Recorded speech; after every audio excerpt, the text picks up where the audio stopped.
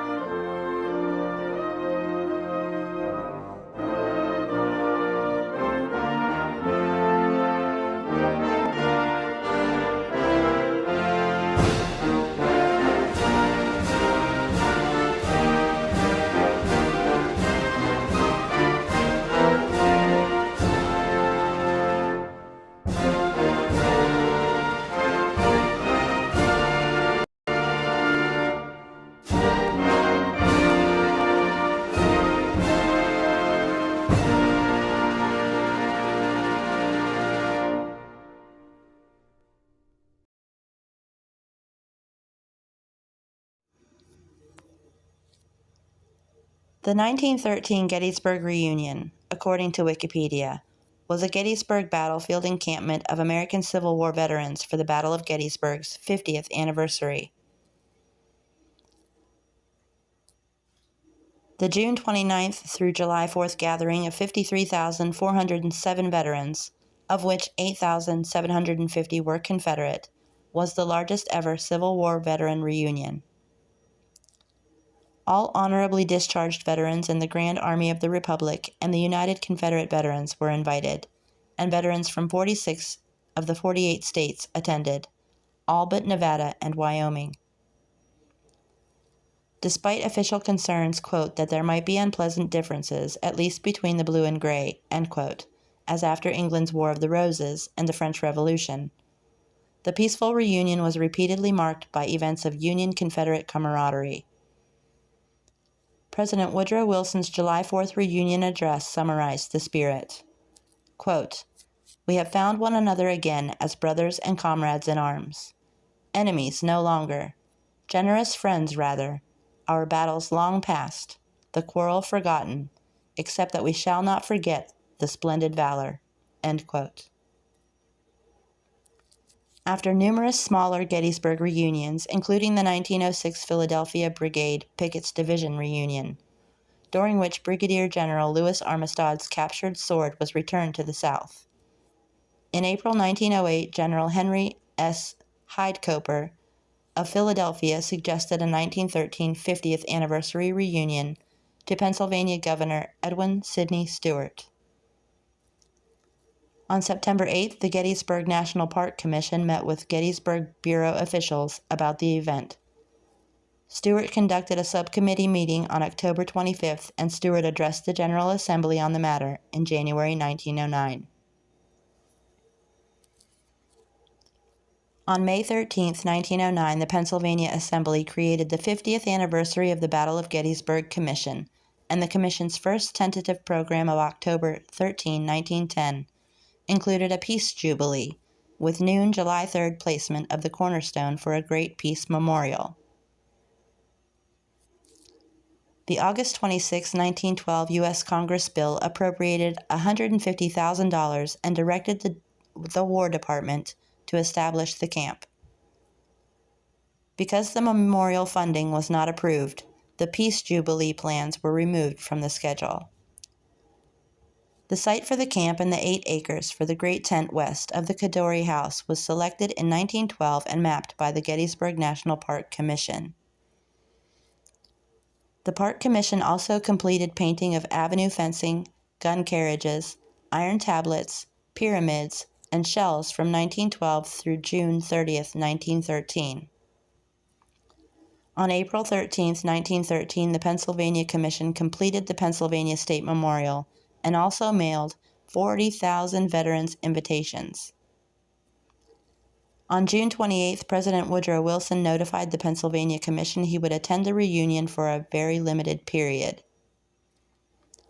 The 33 contributing states provided a total of $1,033,000 for the reunion, $450,000 of which came from Pennsylvania. The Pennsylvania Commission headquarters at Gettysburg was at 231 Baltimore Street, with the Harrisburg office of the Secretary, later nicknamed the Duke of Gettysburg, in Pennsylvania State Capitol Room 509. Various commemorative tokens and programs were developed for attendees, including 3 types of Pennsylvania badges: Press, Guest, and Scout. A commemorative medal and a souvenir program of poems by the attending, quote, veteran scout Jack Crawford. The Pennsylvania Railroad Company added a telephone line between Gettysburg and Hanover along the Western Maryland Railway, under which the Pennsy would operate a large number of trains during the battle anniversary. On the Chambersburg-Gettysburg Turnpike and the Gettysburg-Petersburg Turnpike, tolls ended in time for the reunion.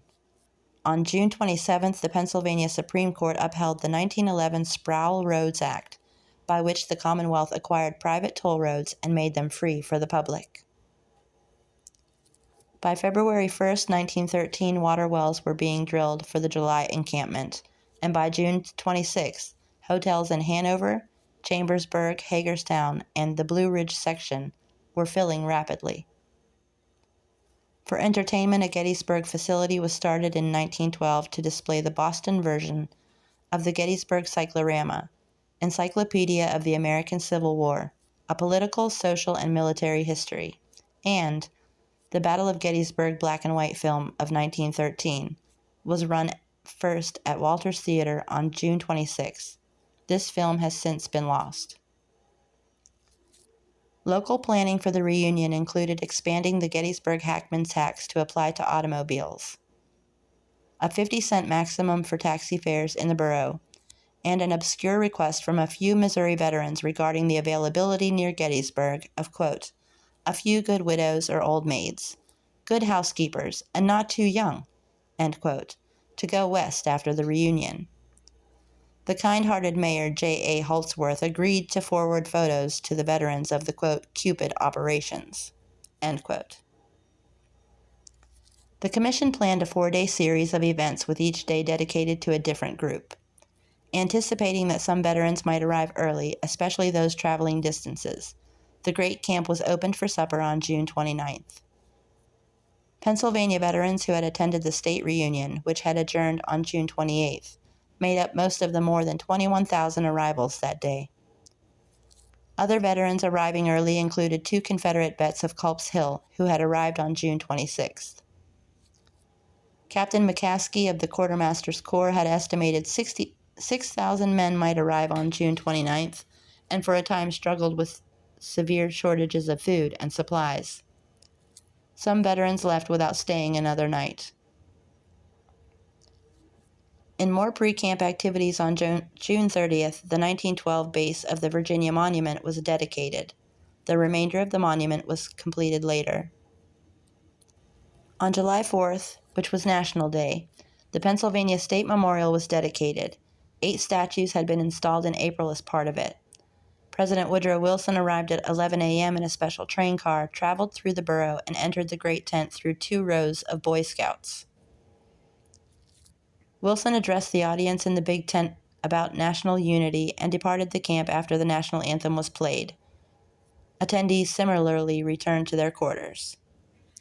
At noon, a 5-minute tribute was held in silence for, quote, our heroic dead, end quote. People throughout the area stood at attention at the College Hotel and Seminary Hotel. The tribute began with a bugle salute blown over the camp while the Gettysburg bells in the distance tolled noon. The remaining minutes of silence were punctuated by periodic artillery firing from the distance.